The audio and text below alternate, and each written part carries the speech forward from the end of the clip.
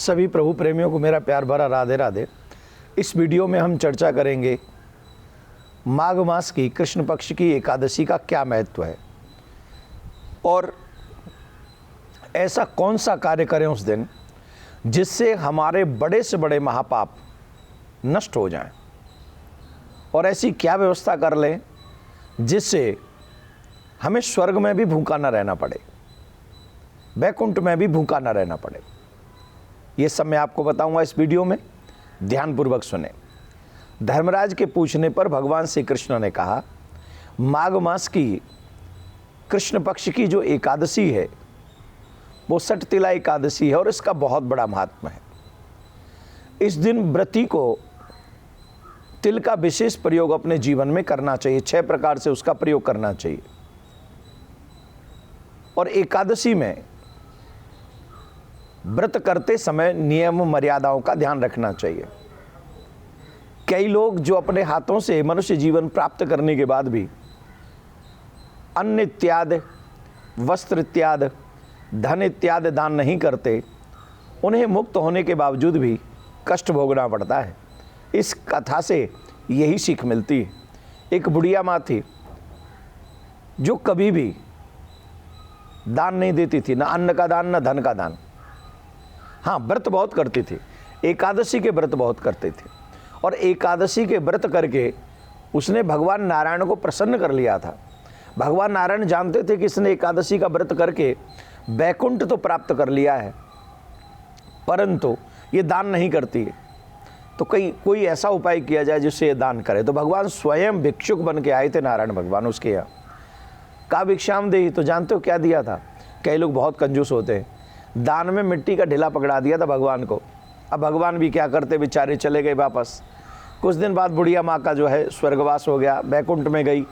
बड़े अच्छे अच्छे संसाधन थे, बहुत अच्छे अच्छे संसाधन थे वैकुंठ में, लेकिन तड़प रही थी। तड़प किस लिए रही थी? कुछ खाने को नहीं मिल रहा था। अब खाने को क्यों नहीं मिल रहा था? बोले खाने को कुछ दिया ही नहीं था, आपने अन्नदान किया ही नहीं था।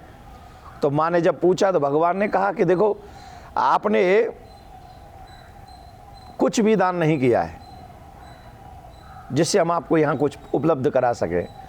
फिर भगवान ने उपदेश दिया और तिल के दान को महत्वपूर्ण बताया। तिल के दान करने से तुम्हारा यहाँ जो ये कष्ट है ये दूर हो जाएगा। तो भगवान ने कहा कि इस एकादशी का नाम है सटतिला एकादशी, अर्थात 6 प्रकार से एकादशी के दिन तिल का प्रयोग करना चाहिए।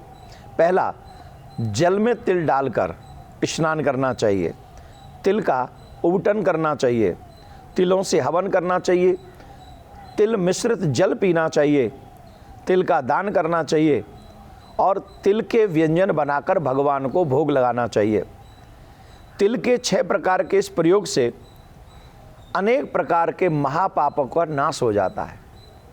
जो भी मनुष्य 6 प्रकार के इन तिल के प्रयोग को करता है। और पुराणों में एक और कथा आती है कि दालभ्य ऋषि ने पुलस्त ऋषि से मनुष्यों को पाप से मुक्त करने का उपाय पूछा था। तब पुलस्त ऋषि ने माघ मास की सटतिला एकादशी का महत्व बताया और उन्होंने कहा कि इस दिन उपवास, जागरण, तिल से हवन, दान करना चाहिए तिल का। इस कार्य को करने से बड़े बड़े पापों का नाश हो जाता है। तो इस सटतिला एकादशी का व्रत हम 14 तारीख को रखेंगे, 14 जनवरी को, और इसका पारायण का जो समय होगा वो पारायण का समय होगा 15 तारीख को। वो मैं आपको बताता हूँ। ब्रह्म मुहूर्त में उठना है, स्नान करना है, स्नान के जल में तिल डालना है, तिल डाल के स्नान करना है, फिर उबटन लगाना है।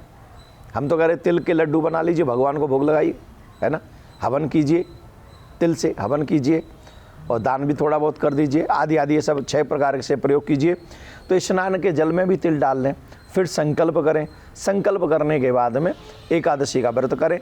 व्रत में ब्रह्मचर्य का पालन करें, सत्य बोलें, झूठ नहीं बोलें, क्रोध नहीं करें,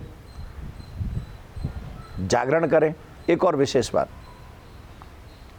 एकादशी के व्रत में प्रेम पूर्वक भगवान का पूजन करते हुए हमें ये ध्यान रखना चाहिए कि इस पुण्य को भी हम भगवान के चरणों में समर्पित कर दें, तो परमात्मा को अर्पण की हुई वस्तु लाखों करोड़ों गुना हमें वापस मिलती है।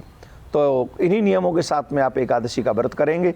पारायण का समय रहेगा, हम आपको बता रहे हैं, जगह जगह पर जब सूर्य जहाँ जहाँ जैसे उदय होंगे, लेकिन हम जहाँ हैं वहाँ से प्रातः 7:15 से 9:38 तक ये पारायण का समय हमारे यहाँ रहेगा।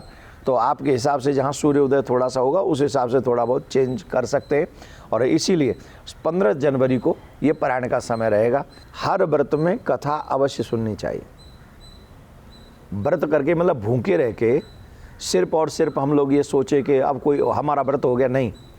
व्रत करें, व्रत की कथा सुने और ज़्यादा से ज़्यादा भजन स्मरण करें, तब एकादशी का फल हमें कई गुना होकर मिलता है। प्रिया कांजू आपकी मनोकामना पूर्ण करें, जो भी आप चाहते हैं एकादशी के व्रत से आपको प्राप्त हो, ऐसी प्रार्थना आप सबके लिए है। राधे राधे।